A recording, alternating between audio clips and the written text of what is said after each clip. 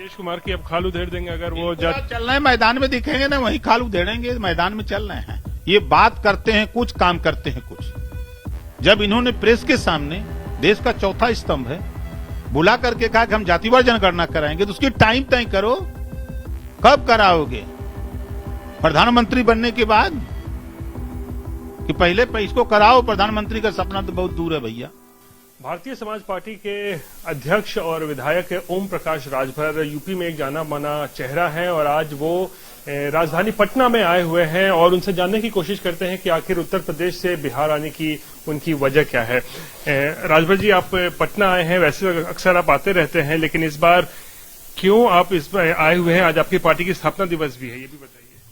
कि आज 20वां पार्टी का स्थापना दिवस है और पार्टी के स्थापना दिवस के अवसर पर एक बड़ा कार्यक्रम हम लोग चाहे यूपी करें या बिहार करें।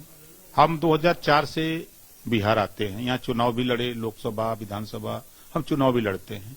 इस बार का जो खास है, बिहार में या पटना में कह लीजिए, एक बहुत चर्चित मैदान गांधी मैदान पटना है। जब उसमें हमने स्थापना दिवस मनाने की बात रखी लोगों के सामने, तो लोगों ने आश्चर्य जताया कि आपका संगठन नहीं है, आप जा रहे हैं पटना में गांधी मैदान में, वहां कैसे कार्यक्रम करेंगे? तो हमने कहा कि हम लोग अब अपना संगठन धीरे धीरे, अभी मैं आया था कटिहार में कार्यक्रम किया, मधेपुरा कार्यक्रम किया, सिवान में किया, पश्चिमी चंपारण में किया, 13 जिलों में मैं खुद कार्यक्रम किया और हमारे यहाँ प्रदेश अध्यक्ष और प्रदेश की कमेटी काफी मेहनत किया है। और स्थापना दिवस मनाने की वजह से, गांधी मैदान पटना होने की वजह से चर्चा ज्यादा है।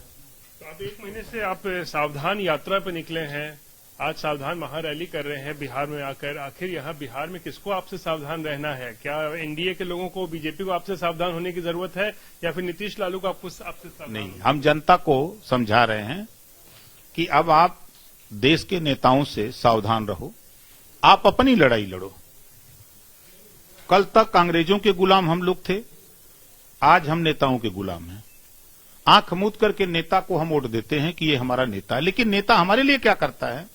हम जनता को भी सावधान कर रहे हैं कि आप जातिवार जनगणना के जो वादे हैं उनसे पूछो कि खाली वादा तेरा वादा, वादे पे मारा गया, ये वादा जो करने वाले लोग हैं ये निभाएंगे कब? तो जातिवार जनगणना कब होगी, इसका कोई टाइम तो बता दें। इतने दिन के अंदर हम जातिवार जनगणना करा देंगे। एक समान अनिवार्य फ्री शिक्षा के लिए कानून हम कब बनाएंगे? हम प्रदेश में घरेलू बिजली का बिल, जब देश में उद्योगपतियों के कर्जे माफ हो सकते हैं, आरबीआई से लोन लेने वाले कर्जे उनके मुसीबत आती तो माफ हो सकते हैं, तो फिर गरीबों के घरेलू बिजली का बिल क्यों नहीं माफ हो सकता है? आज देश में बेरोजगारी चरम पे है और रोजगार देने की बात हर सूबे का सीएम करता है। बिहार के भी सीएम करते हैं कि हम शपथ लेते ही इतना 10 लाख लोगों को रोजगार दे देंगे, लेकिन शपथ लिए तो कई दिन हो गया, लेकिन अभी तक तो कुछ सुनने को नहीं मिल रहा है। 20 लाख अब बोल दिया, यहाँ 20 लाख बोल दिया। रोजगार और नौकरी सब मिला। यही इसी नाते जनता को सावधान कर रहे हैं कि नेताओं के जो भाषण हैं, जो वो बोलते हैं, जरा उनको याद दिलाओ। अगर तेरे बीच में जाए तो उनसे पूछो, भाई आपने अगर 20 लाख नौकरी देने की बात किया था तो उस वादे पर कितना आप आगे बढ़े? आपने जातिवार जनगणना पे कितना आगे बढ़े? एक समान अनिवार्य फ्री शिक्षा लागू करने के लिए आपने कानून बनाने की अवधि क्या तय की है? आप प्रदेश में गरीबों के इलाज फ्री करने के लिए कानून कब बना रहे हो? इन चीजों को लेकर उनको, जनता को हम सावधान कर रहे हैं कि आप अपने लिए लड़ो।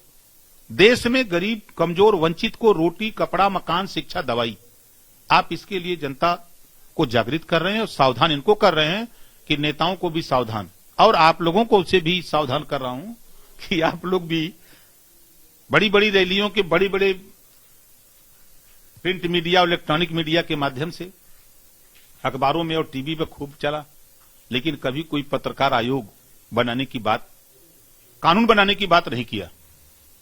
कोई फोटोग्राफर दुर्घटना बीमा का कानून बनाने की बात नहीं किया। तो थोड़ा कभी कभी बड़ी नेताओं की रैली हो तो थोड़ा वहां भी आप लोग सावधान हो जाइए, थोड़ा झपकी ले लीजिए। राजभर जी, बार बार आप जातीय जनगणना का एक ही बात कर रहे हैं। अब तो नीतीश कुमार और तेजस्वी यादव सत्ता में आ गए हैं, साथ में हैं, दोनों का एक ही एजेंडा भी ये है। उन्होंने कहा भी था जल्द होगा, लेकिन अभी तक कुछ इसको लेकर पहल नहीं किया गया है। तो क्या लगता है आपको? देखिए, जनता का नेताओं से विश्वास उठ गया है। ये कहते तो हैं लेकिन करते नहीं हैं। गरीबी हटाने का नारा नेताओं ने दिया, अभी तक गरीबी अपने जगह बनी हुई है।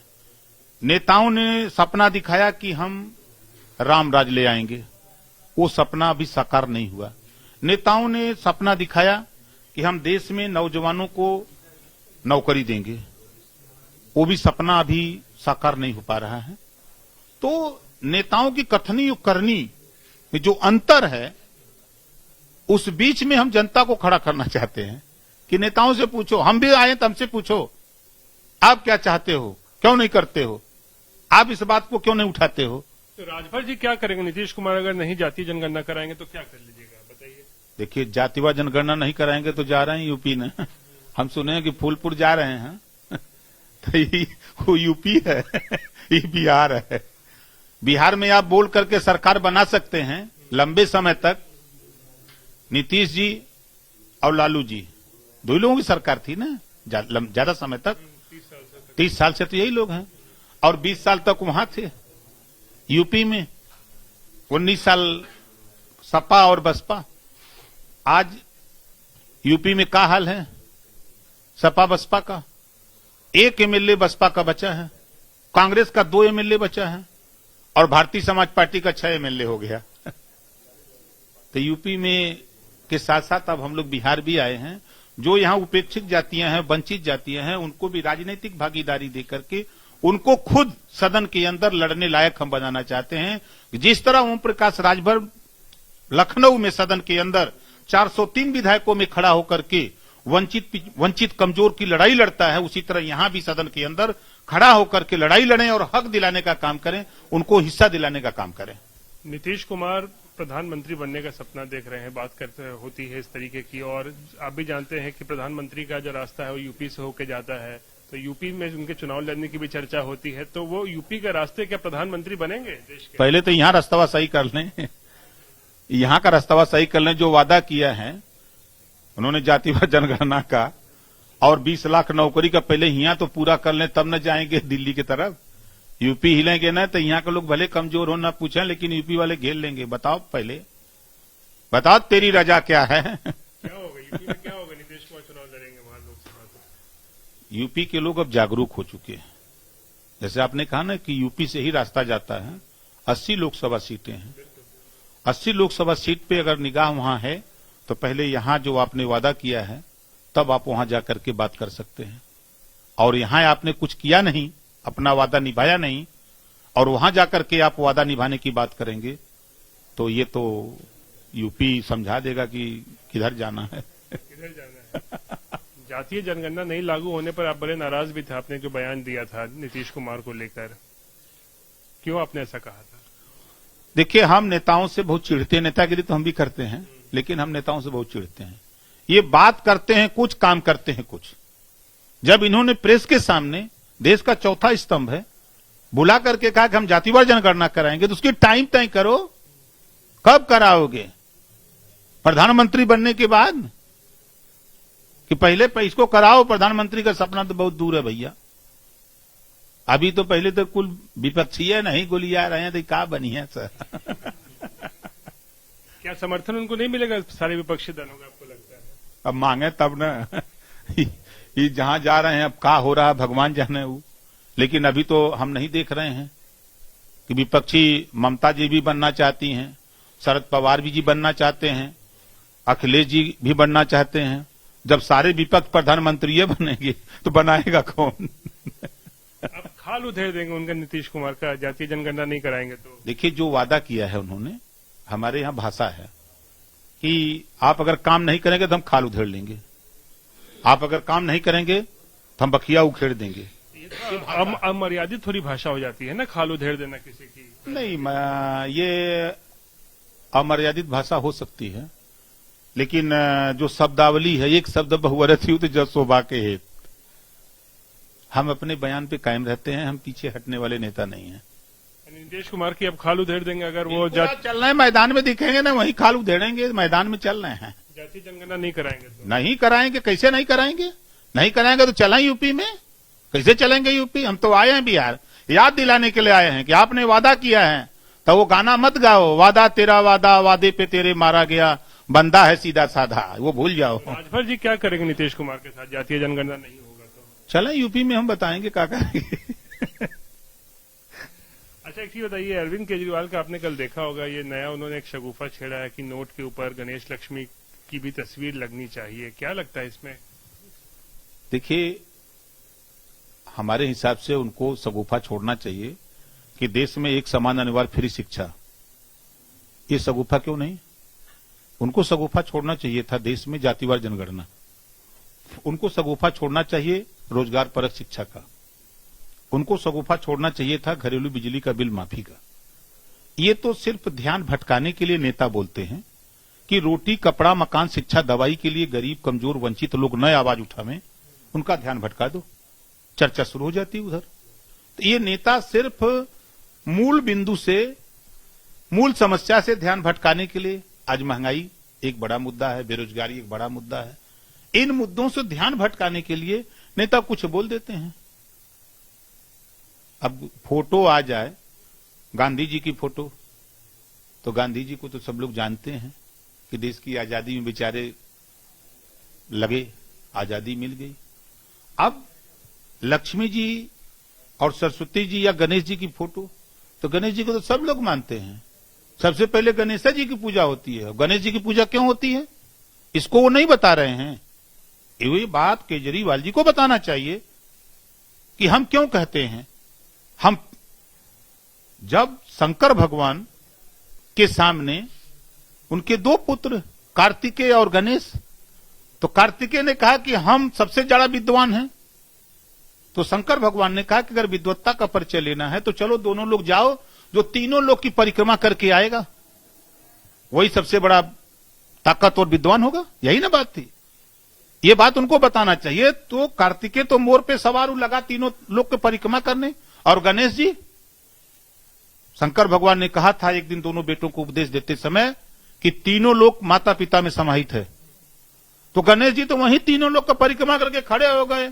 अब कार्तिक महाराज घूम घाम के आ रहे हैं, देख रहे हैं, देखने लगे तो गणेश हुआ पहले से यहां खड़ा हुआ। तो उनको बताना चाहिए कि गणेश जी शिक्षा हासिल किए, पिताजी का उपदेश माने, तो शिक्षा सर्वोपरि है, इस नाते शिक्षा के लिए उनको लड़ना चाहिए। जो हमको जानकारी है, अब उनका बोलने का जो तरीका अलग हो सकता है, हमारा बोलने का तरीका समझने का अलग हो सकता है। चलिए बताइए, एक दो सवाल और है। अखिलेश यादव से तलाक हो गया है ना? वो तो तलाक दे दिए, हम तो कबूल कर लिए हैं। कबूल कर लिया तो फिर निकाह करिएगा? 24 आने दीजिए ना, टाइम आएगा तब ना, पहले रास्ता खुला हुआ है किसी के साथ निकाह करने का। देखिए, राजनीति में ना कोई किसी का दोस्त है ना किसी का कोई दुश्मन। अगर हम बिहार की बात करें, यहीं से शुरू करें, तो नीतीश जी ने कहा कि हम राजनीति छोड़ देंगे लेकिन बीजेपी के साथ नहीं जाएंगे, गए। उन्होंने कहा था कि हम घर बैठ जाएंगे लेकिन आरजेडी के साथ नहीं जाएंगे, गए। भारतीय जनता पार्टी ने कहा हम कभी मुसलमान से गठबंधन नहीं करेंगे। कश्मीर में पीडीपी, महबूबा मुफ्ती से और भाजपा मिलकर सरकार बनाई, चलते हैं यूपी। कभी कोई उम्मीद नहीं किया था कि बसपा और सपा एक हो जाएंगे, दोनों एक हो गए। 89 का जब चुनाव, याद होगा शायद, 89 के चुनाव में यूपी में बीजेपी के समर्थन से समाजवादी पार्टी के मुखिया माननीय मुलायम सिंह यादव जी मुख्यमंत्री हुए थे। कोई अछूत नहीं है पार्टी, ये खाली जनता को गुमराह करने के लिए, जनता को तितर बितर करने के लिए सब डरामा बतिया। बीजेपी का ऑप्शन है ना 24 के लिए आपके लिए? सब ऑप्शन है। कोई जरूरी तो है। अभी तो मैं रात को गया था, माननीय मुकेश सहनी जी से मिला, बातचीत हुई। हम मिलते सबसे हैं, ऐसा नहीं है। हम नीतीश जी से भी मिलते हैं, तेजस्वी से भी मिलते हैं, लालू जी से भी, जब जेल में थे रांची गया था मिलने, हम सबसे मिलते हैं। लोग आश्चर्यचकित रहते हैं कि सबसे क्यों मिलते हैं। भाई आप, हमारा संबंध है, मिलते हैं। राजनीति अपनी जगह है, व्यवहार अपनी जगह है। तो बिहार में लोकसभा चुनाव लड़िएगा, आपकी पार्टी लड़ेगी क्या? हमारी पार्टी मोर्चा बनाने जा रही है। अभी हमारे जैसे भागीदारी पार्टी है, बड़ा तबका प्रजापति का है, चौहान जी हैं, आर्य कर्कवंशी राजभर, जिसको कोई नहीं पूछता उसी को हम लोग ले आएंगे मैदान में। 40 लोकसभा सीट की तैयारी कर रहे हैं अभी से, खोज रहे हैं हम लोग। चलो भाई, क्या करोगे, कम से कम टीम आओ। नहीं जीत सकते तो अपनी पहचान तो होगी कि हमारी ताकत है, हम अपना वोट तो इकट्ठा करें। जब हम अपना वोट इकट्ठा करेंगे तो बड़े बड़े पहलवान डगमगाएंगे, तो जब डगमगाएंगे तो सहारा खोजेंगे ना, जब सहारा खोजोगे तो फिर हमको भी सहारा दो, चले उधर। लेकिन एक आखिरी सवाल, लेकिन जातीय जनगणना के मुद्दे पर आपकी नाराजगी, नीतीश कुमार के साथ खाल उधेड़ने वाली जो बात आपने कही थी उस पर आप कायम? एकदम कायम है महाराज, हम कहा चल रहे हैं ना, गांधी मैदान पटना में आज सबकी काल उधेड़ देंगे, देखिएगा ना। चलिए, शुक्रिया बात करने के लिए। तो ये थे ओम प्रकाश राजभर, यूपी के बड़े नेता हैं, जाने माने चेहरे भी हैं, बिहार की राजनीति में कह सकते हैं एंट्री हुई है, कह रहे हैं 40 लोकसभा चुनाव जो है 2024 में वो लड़ेंगे। लेकिन सबसे तीखा हमला जो है वो नीतीश कुमार के ऊपर है कि जातीय जनगणना आखिर क्यों नहीं करवा रही है सरकार, नीतीश कुमार आखिर जातीय जनगणना से आगे क्यों नहीं बढ़ रहे हैं। और उनका सीधा कहना है कि नीतीश कुमार की खाल उधेड़ने वाली जो बात उन्होंने कही थी उस पर वो कायम है। कैमरा पर्सन नदीम आलम के साथ रोहित सिंह, पटना।